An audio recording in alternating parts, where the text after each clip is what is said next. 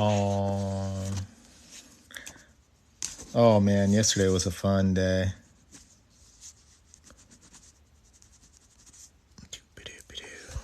Hello, my name is Rodgun. I'm an artist. I'm here to teach you how to draw better.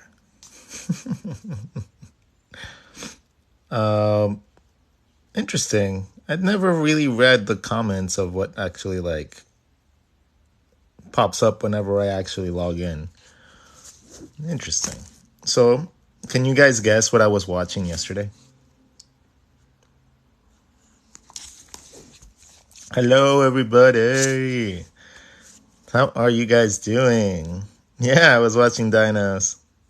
I was watching Jurassic World Dominion, and there was a couple scenes that just stuck out. Like it's like the long guy scene, and the CEO guy, and the feathery raptor. Can you do a tutorial on how to draw arms and legs in perspective to a torso?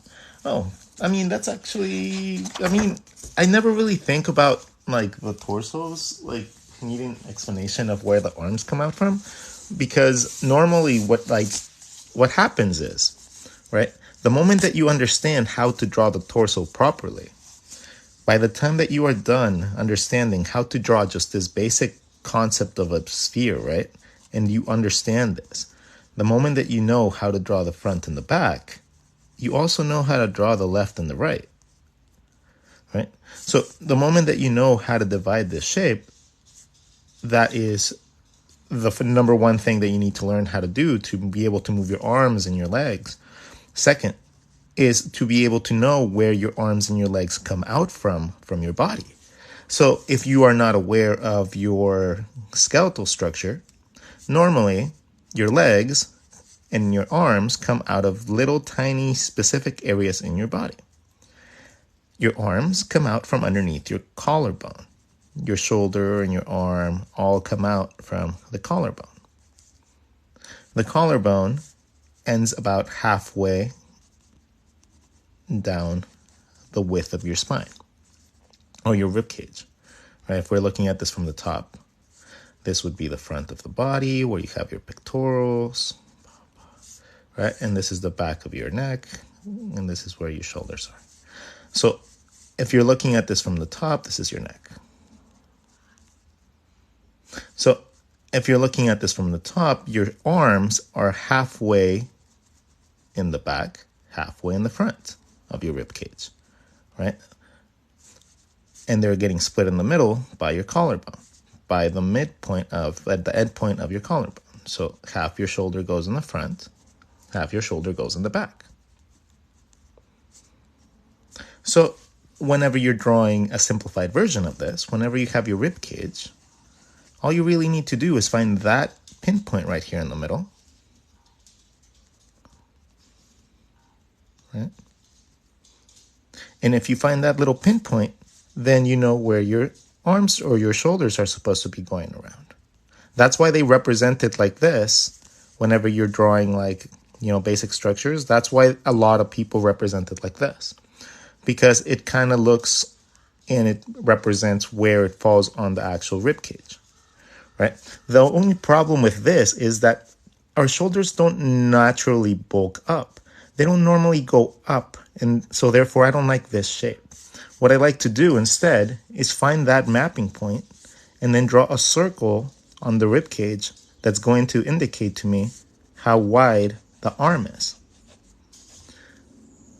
right? If it's going to be about this wide, I only draw a circle about that wide. If it's going to be a bigger arm, it goes down from there, and it gives me my longer, like my bigger arm. So I draw my little circle on my rib cage, and then I know that my shoulders come out from there. Also, my arm comes out for there, right? And it pivots from this point. So I know if I move my arm up, my arm is going to come up as well. So that is why I like to draw my rib cage and then draw my circle that indicates where my arm is going to come out from. That also keeps it nice and simple, so that I just draw that, and then I can draw my other one right here. This one is in the back, right? This one's in the front, and this one's in the back. So whenever I am taking that into consideration, I'm going to realize that there's going to be a little bit of an overlap.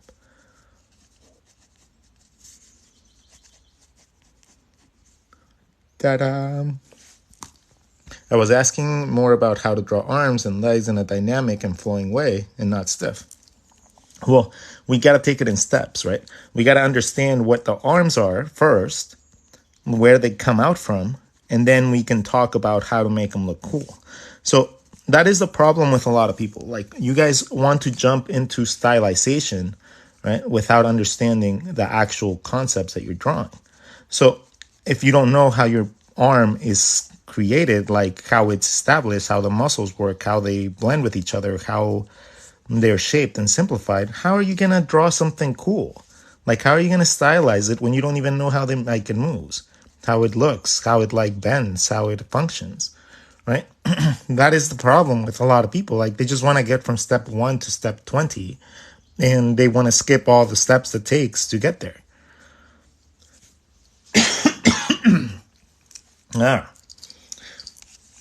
So an arm consists of a couple different parts, right? Consists of your shoulder, consists of your bicep, consists of your tricep, muscles in the back, consists of your elbow, and consists of the forearm muscles that wrap around your wrist that connect to your hand. So these are all complicated, like, muscles that don't necessarily stick in one place. So that's why it's important to have a general mapping point for them, so that you can understand at least where they come out from, so then you can stylize it later. So it's more important to know where something is placed than to actually know every single piece of its anatomy. So if I have a rib cage and I give myself an arm, a collarbone, and an armhole. So if I have my armhole right here, my first segment of my arm is going to be roughly about the length of my rib cage. So my bicep is going to end up roughly in my elbow. Bicep, tricep, and elbow are going to end up roughly about the same distance as my rib cage.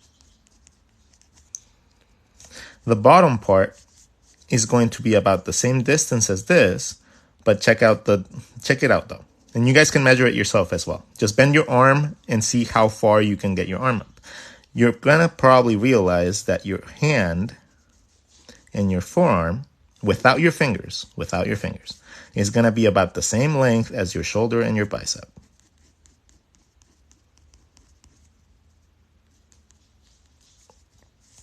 Right? So your hand and your forearm is going to be roughly the same length as your shoulder and your bicep. So just bend your arm right now and see that happening without your fingers. Your fingers would be additional. Right? So they're roughly about that same distance. So I can take that measurement, know that this measurement is going to be my hand and my forearm. So that's the distances that you guys can set and keep it nice and simple, right? That is the number one thing that people get wrong, is the placement of your actual length of your elements. Within this parameter, you can change any proportions that you want. So let's say that these two are the same size, right? And I want really big shoulders. Well, I want a really big shoulder. That means that the other elements are going to be a little smaller. Right? You have really big forearms. It has to stay within that parameter. Let's do another one, exactly the same size, but let's make this one skinny, right? Little shoulders, little biceps, no real distinction to the forearms, and then we have a little hand, right? A thin hand, a scrawny hand. So and this can go on forever with as many different stylings that you guys know how to draw. right? It doesn't have to be limited to this realistic thing. It can just be super cartoony, because it doesn't matter what you're drawing. It can be clothes, it could be like shirts, it could be t-shirts, it could be anything you want. At this point, it could be a noodle. As long as you understand the connection points, it could just be that, right? Because you understand now you can simplify it in any way you want. Before you understand it, it's going to be really hard to be able to simplify it. Like if you don't understand why these creases happen, it's because your forearm muscles wrap around your bicep, right? And then they go on to the flatness of your wrist, and then they go on to your hand. So that's what this muscle is. This muscle lays on the underside of your forearm, and then you have the rest of your muscles wrapping around it. But it's really hard to understand that if you don't know how to even see basic shapes or overlapping shapes. So if you don't know how to draw two like circles overlapping, it's going to be really hard for you to understand how to fit a third element in there in the form of a bicep, right? That's why that part is really hard for people, because they can't understand, they can't see that. And when you can't see it, it feels like magic, right? When you can't see the simple act of bending an arm and how that works, let me explain it to you guys. So we have an arm, right? We have a basic arm. As you bend it, it's going to bend from your elbow. It's not going to bend from the middle. It's going to bend from your elbow. So as you start bending your arm, you bend it from there and it creates creases because two parts connect with each other, right? The two parts end up smooshing into each other. So you end up with a little bit of an overlap from the bottom, but you need to make it look like it also is overlapping on the backside. And that little split right here of your forearm muscles is what provides you that little gap. That's what provides you that little tiny like squish right there. So that makes it a little bit easier to understand when you think about it like that. So if you simplify it even more, you're going to take this, you're going to make this into two cylinders, and they're, instead of, look at how they start compressing in the middle, right? And the more you bend it, the more one overlaps and the more compression happens.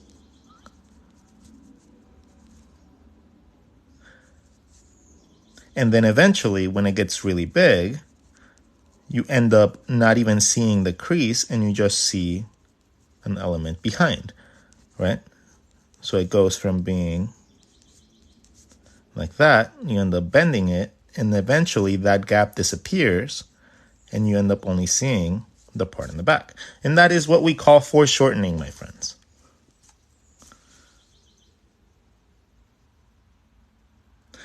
You want to see a buff man. Now, it's actually quite easy. So if you have an understanding of your rib cage, right? Have a rib cage, we have some hip bones. Have my collarbone, and that's going to tell me where my arms are going to come out from. And it's going to be a big guy, so we're going to make them with big arms. We're going to make the hole big. So now from here, I could literally just trace the outside of my shape, and I would have my like muscle body kind of. But I want to enhance this. This is just the skeletal structure. I can enhance this by adding muscle.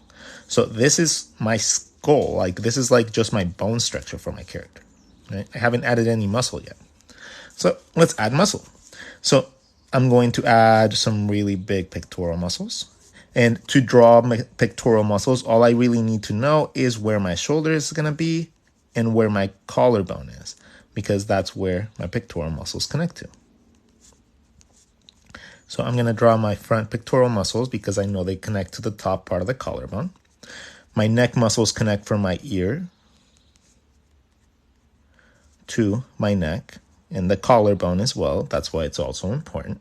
I'm going to make this guy with really big, thick neck muscles. So instead of being nice and straight, I'm going to make it come out at an angle, making the volume a little bit bigger. I'm also going to make the back muscles, the traps, ridiculously large and connecting to the collarbone before the shoulder. Then from there, I can actually know where my shoulder is going to come out from. So my arm is going to be doing some kind of like muscly pose. So I'm going to bring his arms up and I'm going to make him like flex behind his back. Which might mean we have to move the collarbone up a little bit.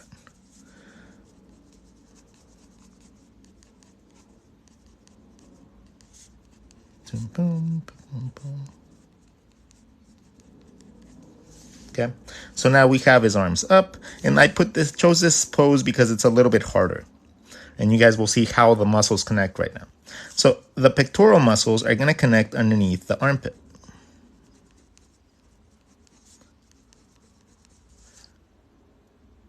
Then you're going to have your shoulder muscles, and your bicep is going to come out of there too.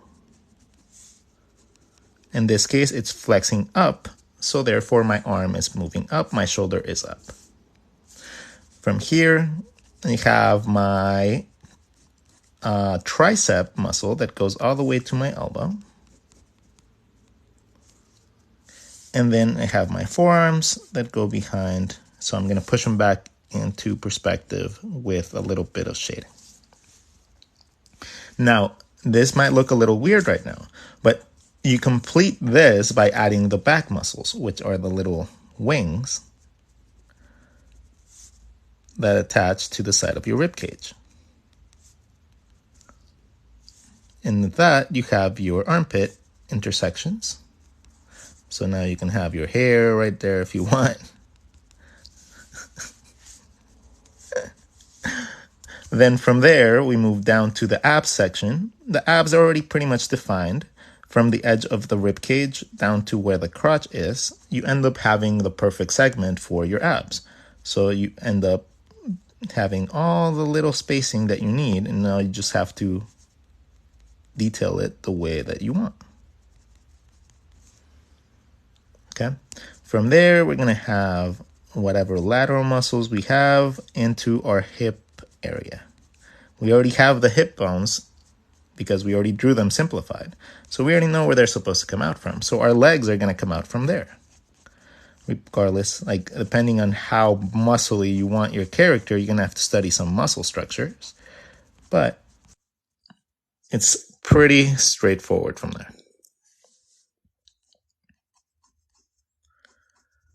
You just need to study a little bit more anatomy to get like better positions. But I don't like that pose. I want to pose like this. So that is essentially how you go about segmenting the body when it comes down to thinking about it in a muscle way. That's how I would approach it, at least. Ta-da! Wait, can you draw bulk instead of a cut one? Yeah, sure. If you're trying to draw like a really bulky guy, like the Hulk or something like that, right? You would just start with your rib cage. You would have your collarbone. You'd probably make the rib cage a little bigger than the actual hip bones to make the guy look even more so big. Then the head would probably be a little bit smaller as well, just to make everything look bigger. And then I start connecting. So once I find my ear, I can connect the front of my neck to my collarbone. Boom. Now I need to find out how wide my neck is going to be. I'm going to make the neck gigantic this time. Gigantic. Like it's just going to be massive. Right? And then if you wanted like really big arms, like we're going to set our circle for our arms gigantically on our body. Right? Then from there, our arm comes out from there. And then we can like push some stuff into the foreground. And let's just make an arm that's gigantic. Like, my shoulders would be huge.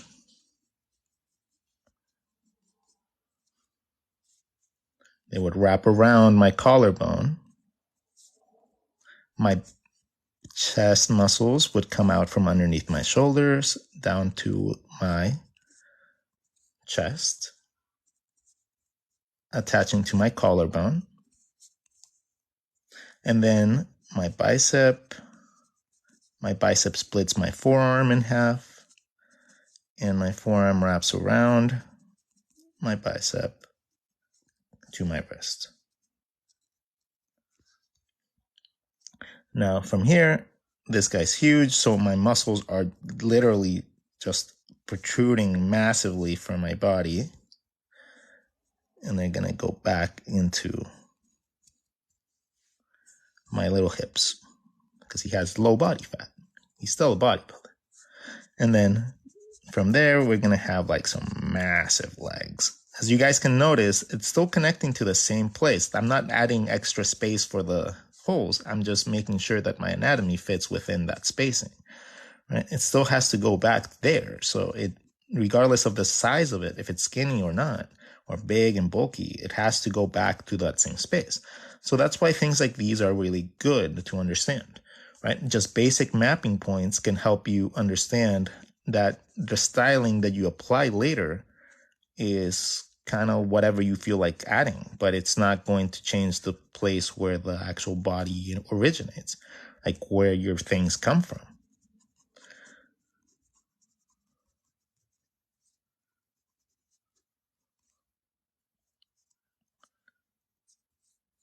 So you can draw somebody that's really big and bulky with that same structure that you use for somebody that's skinny. And you can use that same structure to draw somebody that's really fat or really like just tiny.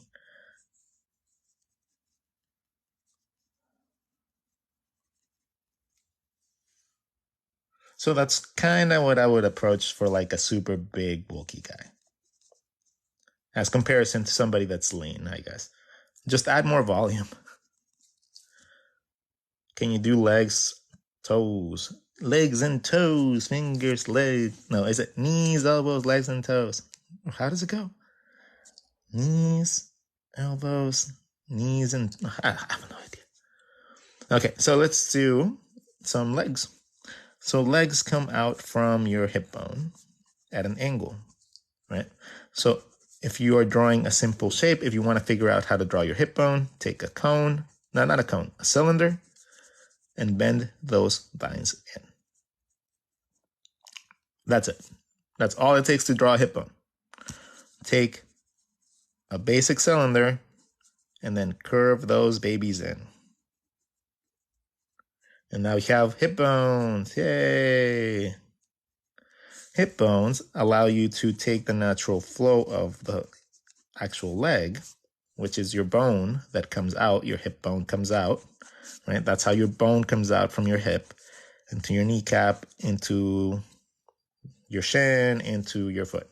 So when you draw it at an angle, you can just follow this natural shape and it gives you a little teardrop shape. Pew, pew, pew, pew, pew. That little teardrop is going to represent these muscles right here. It's going to represent your thigh. It's going to represent that little inner squish area that you have right here. That's soft and squishy. And it's not going to represent the butt. So don't think about the booty yet. The booty is additional and we'll think about that later. So don't think about the booty. Essentially, this is what you're representing with this basic shape. Your kneecap, your thigh, and this little squishy part. So once you repeat that same process underneath, by overlapping it a little bit behind the thigh, you end up with your calves. The calf is very important to understand how you actually draw it. Your calf muscle, if you're drawing this from the side, let's draw this. It's a kneecap. calf is really easy to draw. You're going to draw your kneecap. You're going to remember that your leg pivots from here, not from the middle, from here. This little point, right? And you have a shin bone that goes all the way down to your foot. Oh no, this looks off. Why? Well, our bone is going down this way and this way. The calf muscle just wraps around the back of the bone. So you just got to wrap something around the back and connect it to the upper thigh. That's it. That is how you draw calves. Really easy. Straight line to your foot, wrap behind, tuck it behind the thigh. That's it. Draw your shape for your thigh, draw a straight line to your foot, and then wrap the muscle around the back in the back of the thigh. Boom. Done. Calf, not a problem anymore. You want to have a really hard position? Oh no, what happens when you bend your leg, Rod? What happens when you have to do really hard ones like tucking them underneath the person? Like, oh, they're kneeling down and oh, how do you draw this pose? Oh, it's so hard, right? These little poses when you're like sitting down, these are always a pain in the ass for people. Well, think about it like I just told you. Thigh into your kneecap. You're going to draw through your shape. So you're going to draw your straight line through to your ankle, to your bone, to your foot. And then you're going to have your calf that wraps around it, right? So now you know that little lift that happens when your muscle is right here. Now you know where that goes. And now you know a little bit better how to draw those things. So essentially what you're doing is this. You're drawing your thigh, you're drawing your kneecap, you're connecting your kneecap to your foot in one big swoop. You're wrapping your calf around the back of your bone, and then you're lifting wherever the thigh would actually lift because of that extra mass down there. And then you have those really weird positions a little bit easier, so much easier. An Indian sit. What is an Indian sit? When you cross your legs. So if you have your hip bones. So if you're going to have your feet in front, draw your bone from your neck, like from your kneecap down to wherever your foot's gonna go. So this should be easy enough. Draw your foot, draw your thigh, so you know where it's coming from your knee hole. Right? So we have our thighs, we have our shins, and then all we need to know is how to tuck that in. So we just draw that. We wrap it around our bone, and wherever it intersects, we just make it go around.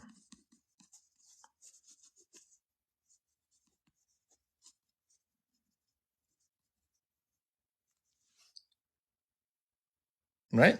I mean, that's essentially what you would do if you follow this type of like drawing theory. So you could draw your thighs first, I guess. You can draw your thighs, get your kneecap, then use the kneecaps to draw your straight line into your foot. And then wrap your calf muscle around that bone.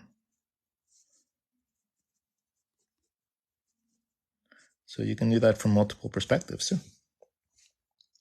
So, ta-da! Feet are easy. Teardrop into a stick into your foot, and then tuck a big muscle behind it if you want it big. If you don't want it big, you can make it smaller. You know, but it's just that. That's all it is. That's what the leg is. Teardrop, stick, muscle wrapping around the stick. Oh, big muscly legs, or oh, nice little skinny legs. It's the same thing. So toes. Okay, toes. Let's talk about toes.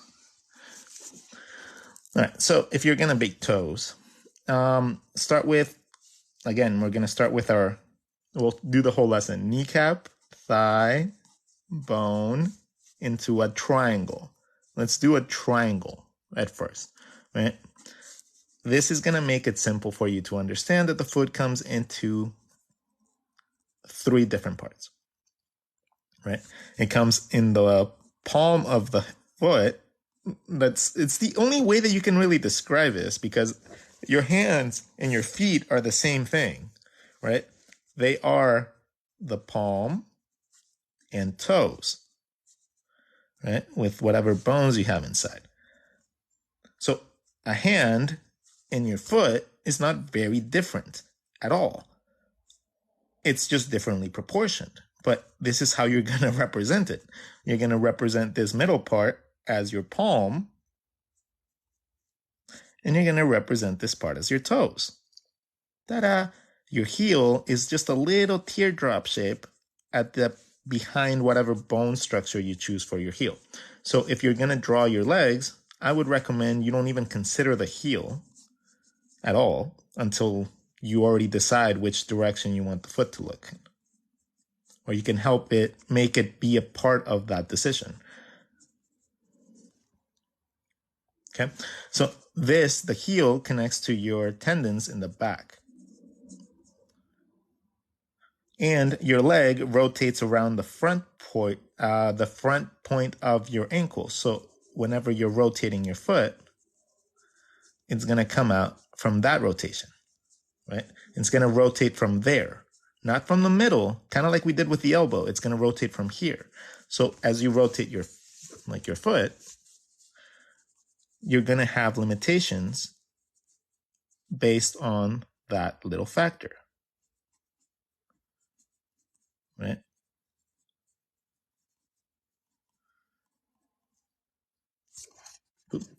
You're going to have limitations of the rotation and the movement of it, but it's going to be in the front of your foot. It's going to be right here. This is where you move your foot from. The mass kind of tends to rotate from that little anchor point. So if you think about it like that, it's easy to just move things a little bit easier, more accurately, right? You can start rotating your ankles from the actual mapping point that actually matters, the one that actually moves your foot. So once you know how things move and where they rotate from, now you can draw them in any shape you want. You want them drawing forward, you draw them drawing backwards. You know, that shape now should be easier to move and position because now you understand where it comes from. So now let's go on to the actual toes part of the foot. So your foot from the front is going to be segmented like this. Right? You're going to have your ankle. Your ankle is going to create this little rib cage situation going on, and you're going to have your foot come out of that little space. Your foot is going to be divided into 2 parts, right? Your toes and the palm of your hand. We just talked about that here. We have the main part of the palm of the hand, of the foot, and then we have our toes. Our toes on our foot are really easy to segment because we only have really one big blocky thing, which is your toe. Like your big toe is going to be the biggest component in your foot, right? So about like a third of it is just your big toe. The rest of it is going to be you mapping your little toes all grouped together, unless you want to individualize them. They're going to be just all bunched together in this little tiny boxy shape because that's what your toes do. They go and they bend below. So they just create this little tiny knobbly thingy, which essentially is like a little beanbag, right? That's all your little toesies are doing right there. They're little beanbags at the front part of your foot. Most of the time, you don't even see them moving. I mean, you can, the foot can have a lot of personality. So you can have each individual little toe doing something different if you wanted. It doesn't mean that you can't play around with it. It just means that it's normally not used like that. right? But you can grab like things like pencils and stuff like that with your feet. I don't see why you couldn't be able to draw or paint or anything with them. But it's going to take a little bit more understanding about how things work in perspective for you to actually understand this concept, right? So let's focus so much more about just the actual positioning and where you can probably draw them out. And then we can talk about feet and all general aspects of it and like how to like make each individual part like alive and like how to make things look more dynamic by just shifting the angles of like your toes and stuff like that. Like all that stuff is fun, but it normally goes over people's heads really, really, really quickly because they just don't understand the basic shape of it at first. So let's focus on actually understanding the basic shape of the foot so you guys have it like nailed down 100%. So the foot in general is going to be, I like to think about it like an upside down, half an upside down ice cream cone. And so if you were drawing a whole ice cream cone, it would be like that. But it's only about half of it. You're going to draw through your shape, and that leads you nicely to this little ankle position right here. Okay? That is why I like that shape. It normally gives me that little nice perfect ankle situation for me right there. Normally I draw a lot of shoes, so I'm not necessarily always drawing toes. When I'm drawing shoes, this shape is better because then I can just expand that shape to whatever I need for my shoes to be. And it gives me my ankle, which already gives me the circumference of, if I wanted to make these like high top shoes, I already know how my shape is going to wrap around. So having that upside down cone is just very, very convenient because it just allows me to be able to draw my characters really, really quickly without really thinking too much about much of the structure around it.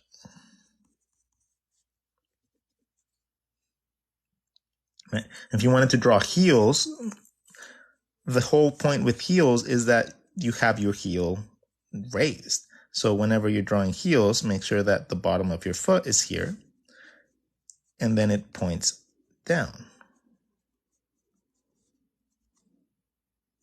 This is going to, once again, give you that same connection point to your ankle, but then all you got to do is figure out how your heels are going to connect around this shape.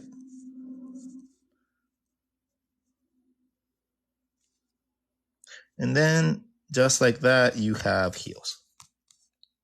So this little upside down cone thing is kind of cool, right? If you look at it from the front, it still works because it gives you that little anchor point. And even though it is kind of going into a point, like I said, most of the time I'm drawing shoes. So it still just gives me that little angles that I need to be able to draw whatever type of shoes I want.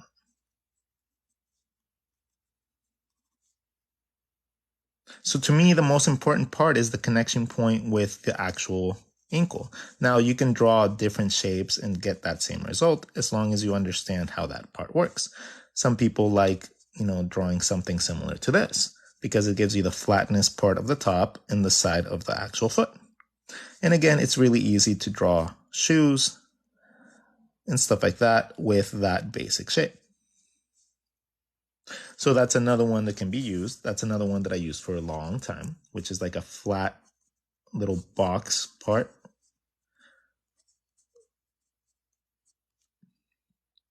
So this one's used sometimes in like animation and stuff like that because it's just easy to animate, right? But again, you got to think about it how we were talking. A big toe, little jelly beans.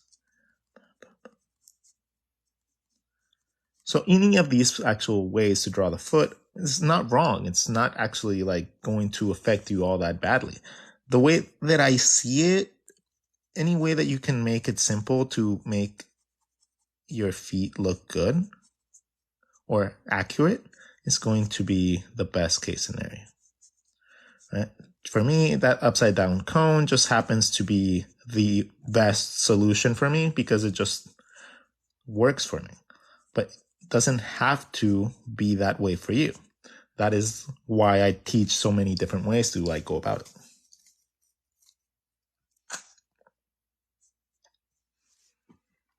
Any questions about feet at this point? Please let me know. Let me know in the comments. You guys have me for like about like 10 more minutes before I have to go out. So if you guys want to ask as many questions as you want, cool. Teeth, huh? Well, we do hands all the time, so I'm not going to do hands right now. So we're going to do something different. So let's do teeth. So I'm going to ask you teeth. So we talked about mouths, and mouths are very easy, right? We create 1, 2 dots, connect them, overlap the top line over the dots, and now we have a pretty decent mouth. By adding negative space, we can add teeth. Right? And then how do we draw the actual detail of the teeth? Because if we draw every single tooth, it's going to look like shit. Right? If we draw every single tooth, it just looks horrible. Like it does not look right. So what we're going to do is we're going to make more appealing faces or mouths by hinting at detail instead of actually drawing it. They're going to have the same negative space. So notice that all these teeth are aligned, right? All we're going to do is we're going to draw a little line going down instead of drawing all the teeth. Perfect. It looks cute, right? And it gives you the indication of all the teeth being there. Well, what if you wanted to show both top and bottom teeth? Well, all I got to do is add a little bit of a split, and then it looks like I have top and bottom teeth now. So when it comes down to details inside, what you want to do is keep yourself to a low count. Like the lower the amount of lines you can do inside of a mouth, the better. But if you're actually looking to putting a lot of detail into your mouth, let's draw a more detailed mouth.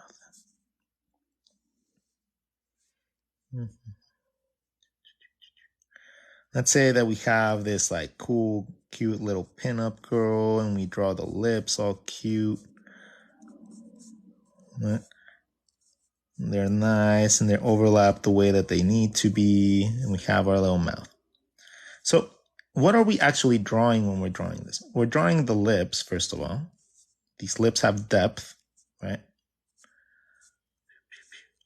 Most of the time, the top lip is in a shadow because it's angling in this angle. So if the light is at the top and your face is right here, and you have your nose and you have your upper lip, the reason that your upper lip is in a shadow is because it's the lower part of your lip,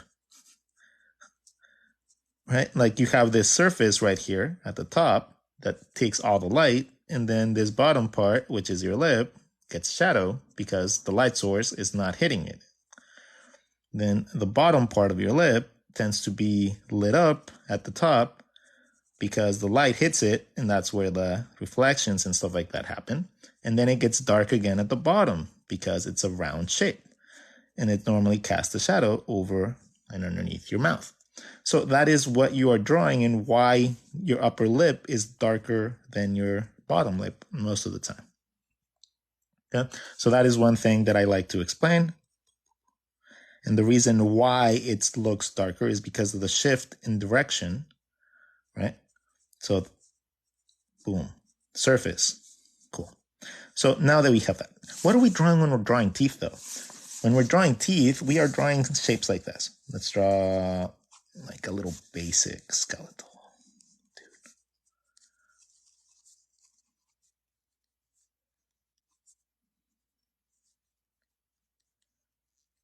There you go. So we have a basic skeleton. Yes, it's cartoony. Yeah. It's not proportionate, whatever. You guys always have a reason to complain. But there is a normal little representation of a skull. When we're drawing teeth, we're actually drawing little shapes like this that are overlapping each other and going into the distance. They go back into your actual skull, right? The top of it is normally segmented with gums, but our bone actually continues a little bit higher. The bottom of our mouth is normally the same structure, but you also have molars and stuff like that that go into the back, right? Then we have the jaw that holds all those lower teeth in space, in place. Like they literally stay there because of that. Then we have our chin, and we have the bone that's the jaw that goes around and connects everything together. So you have to simplify this in order to make it look appealing. So when you're drawing these, you can draw them individually if you want. Just don't add too much detail, because the moment that you add too much detail, it just looks weird.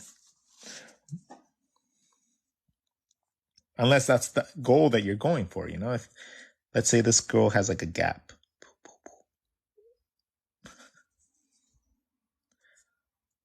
There you go. So mouths are actually really, really, really, really, really easy, guys. Like incredibly easy. Like to draw a mouth, all it takes is drawing two dots. Two dots. Connect the dots with any lines you want. Any lines. I'm not kidding. Any lines. Make the top line overlap the dots. And make it a little darker if you want. Okay? Add negative space for whatever your teeth are. And then add your details, like your teeth and stuff like that inside. And you have a straight up awesome style. Not even stylized, it's just an actual mouth. It just looks good. What are you guys arguing about now? How do you draw accurate figures? Accurate to what?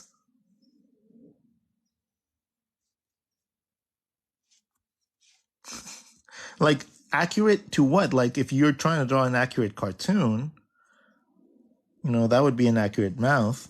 But if you're drawing like a realism thing or like a more comic bookish thing, it would be more like this, right? So what is accurate to what? Like, it really depends on what you want to do. Like, the concept is the same.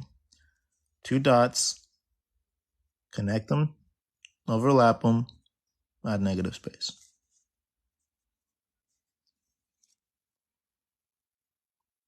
How do you what? Can you go over wrinkles and fold in clothing? Hands are easy. Hands are not hard, guys. Like, the same thing with our mouths, right? And our hands and our feet, like in our arms and our bodies. Like, we have been told that things are a lot harder than they really are. Like, the moment that you focus on just remembering and looking at your actual hand, right? And just mapping out the basic points of it. Like, what are the basic points of a hand? We have things that move our fingers, which are our knuckles. Cool. So that's one mapping point. What do our knuckles tell us? Well, our knuckles tell us a bunch of things. The knuckle tells me the width of my hand, like the top and the bottom of my hand is dictated by my knuckles.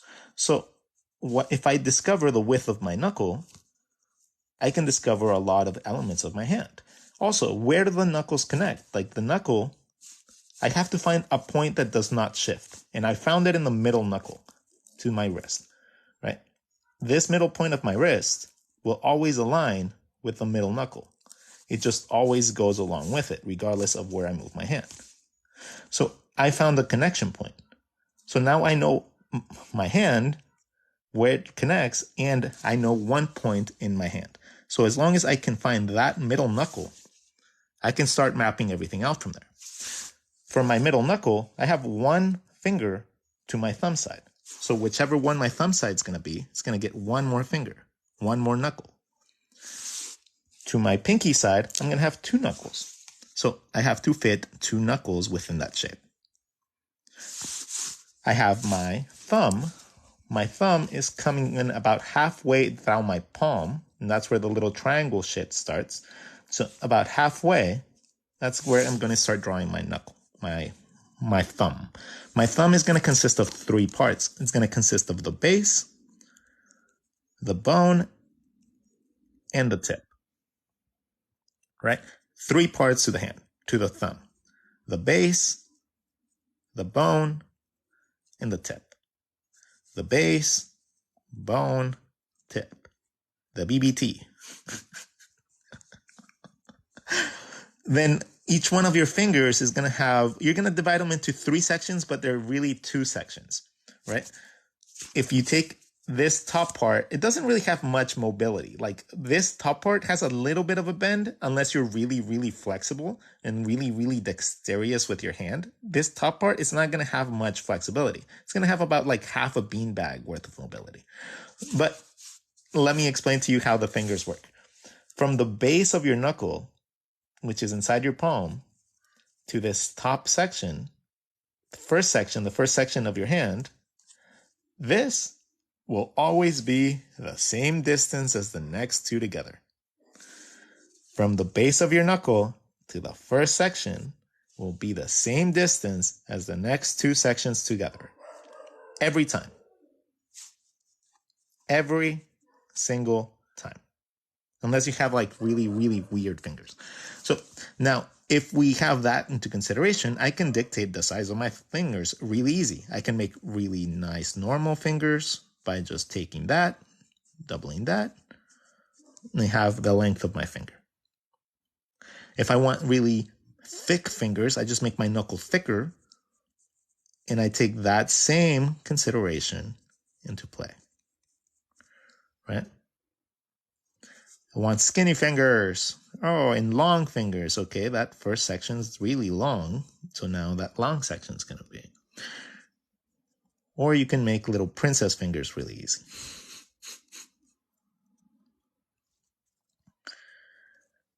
So as long as you understand that, the bottom part of the hand and the top are really easy too, because whatever shape you choose for your hand, that knuckle is going to be this padding right here.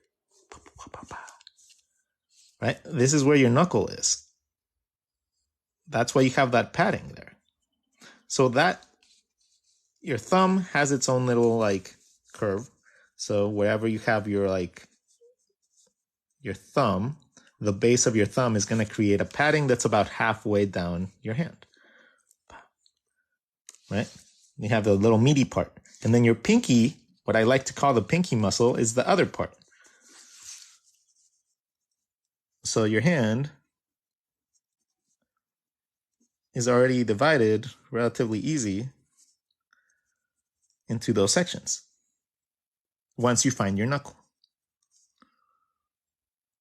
So that's just like the easiest way that I found to draw hands, and it keeps you from drawing box hands. What I mean by that, let's draw some hands. I can draw a hand out of pretty much any shape. So let's draw that shape, and we'll draw the wrist right here.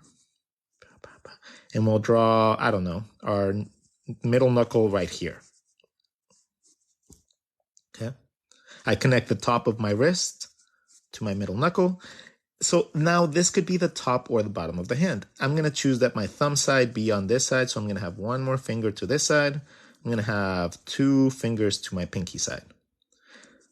This whole shape has to be, this already gives me the palm of my hand, by the way, top and bottom, because my knuckles are the width of my hand. So I already know the width of my hand. My thumb has to be right here. It comes about halfway, and it consists of 3 parts: my base, my stick, and my tip. I'm going to do this from the top. That means that my little thumb muscle is about halfway down my hand. The pinky one is going to be the other part. This is going to be the little base of my palm. And this is where my fingers are going to come out from. So my fingers come out like little sausages split in 2, right, from my base. Or I can decide to divide that top part if I really want to like add another level of like movement to my character. But I already know the length of my fingers. I know that each finger can be moved individually because each one of them has its own personality, perspective. I have the top and the bottom, and I have my wrist. Cool. Another one, boxy one, I guess. Let's change it and make this the front. That's our wrist, that's our middle knuckle. I have to fill that space up with the rest of my fingers. That becomes the palm of my hand.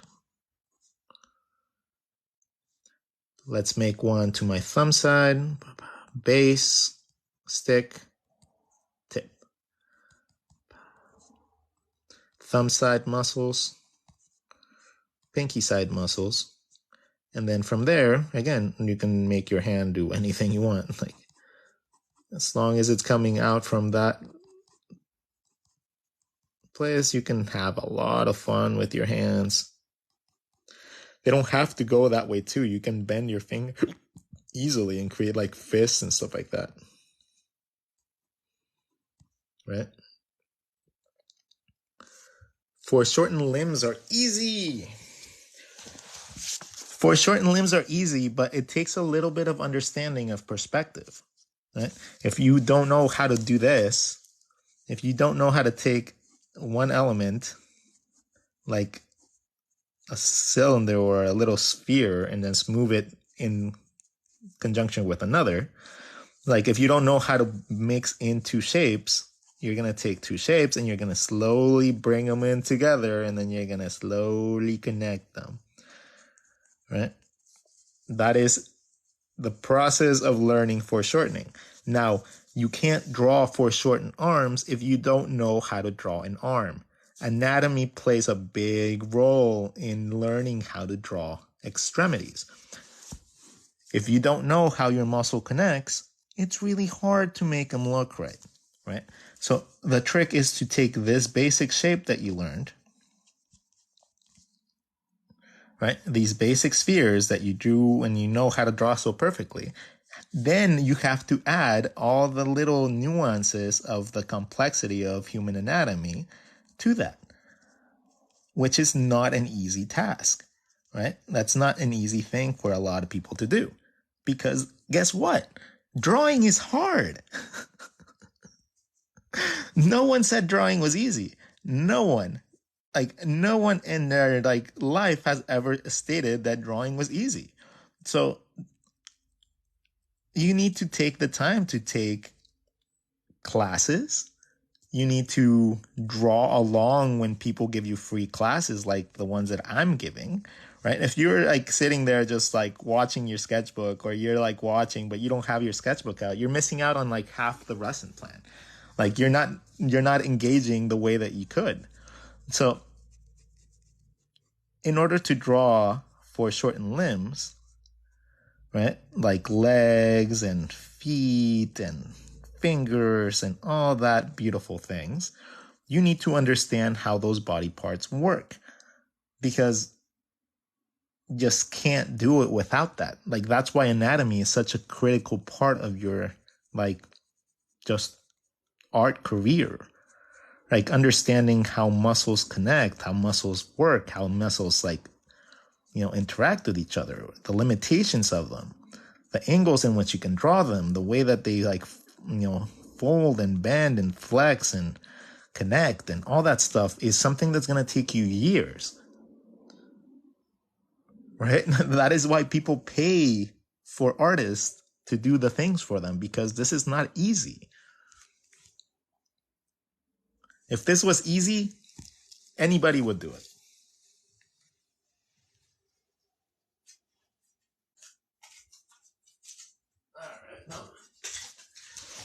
All right, everybody. If you guys are learning anything from me, I have books for sale. You guys go buy my books. Okay, Mr. Dinosaur over here is going to give you guys the pitch. Oh, hello, everybody. If you guys want to books by this guy, you guys should really check out Art Block. Art Block is a series of books filled with drawings like the ones we do on stream, full of lessons and full of really cool exercises that you guys can use to be able to get better and get rid of your art block. So, buy them. Buy it.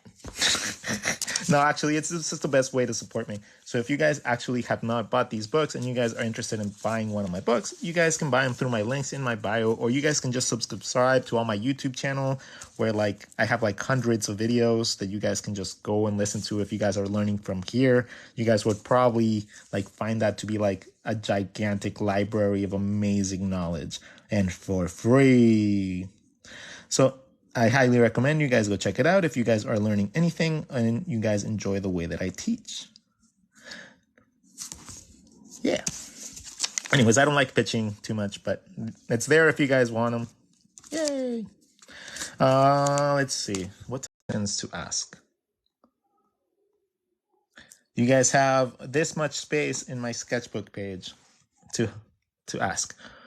Lips from a side profile. Okay, perfect. So the moment that you understand how lips work, it's you're gonna just be like mind blown, right? So lips are essentially,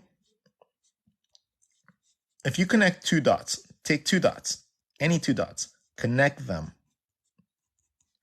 right? Connect them. Overlap the top one a little bit.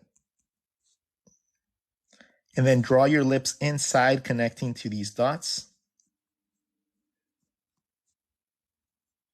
with the bottom one overlapping a little bit, and you will always have really cool lips.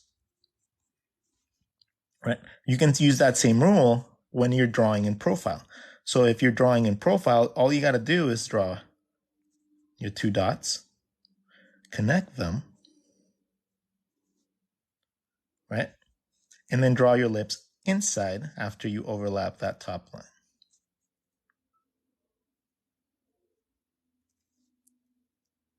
And that's how you end up with profile lips.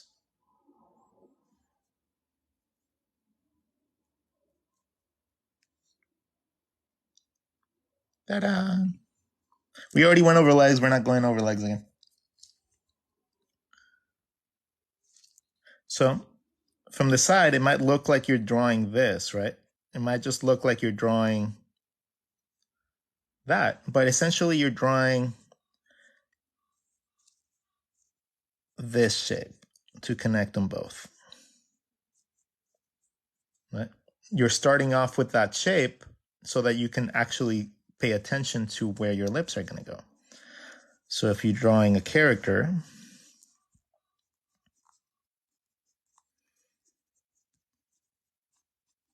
right, and you want to draw the mouth, figure out one side, figure out the other side, even if it's really close, wrap around,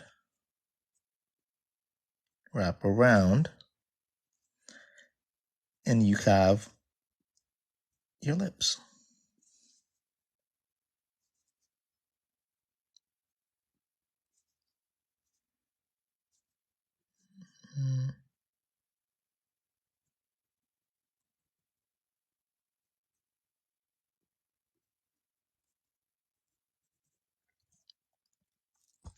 Ta-da!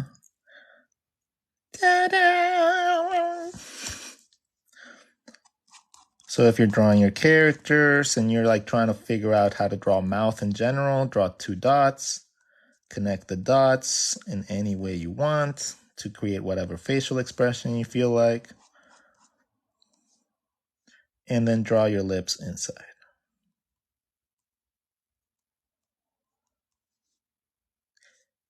And just like that, you have really cool lips.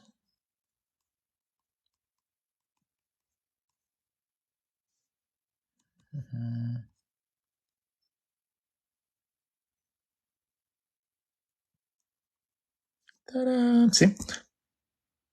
Ta-da!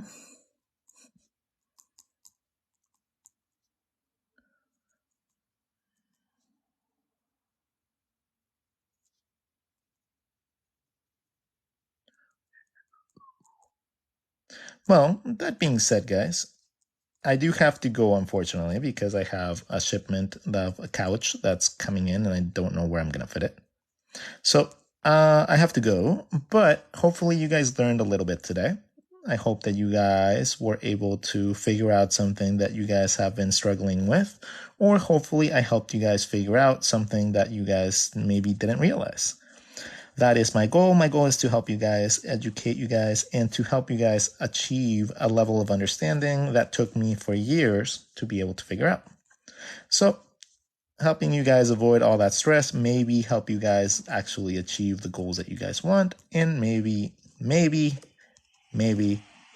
just make someone a little happier today. Right? That mouth is huge. It's like Tanko. Give it like half a mohawk.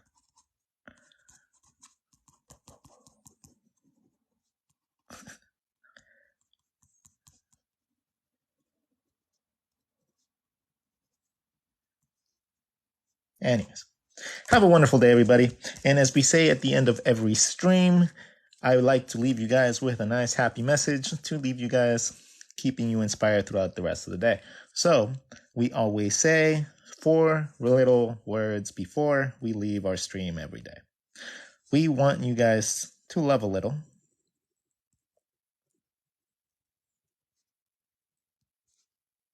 I want you guys to live a little.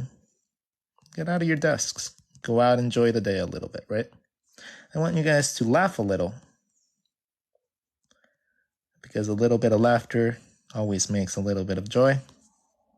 And I want you guys to draw a lot. Have a wonderful day, everybody.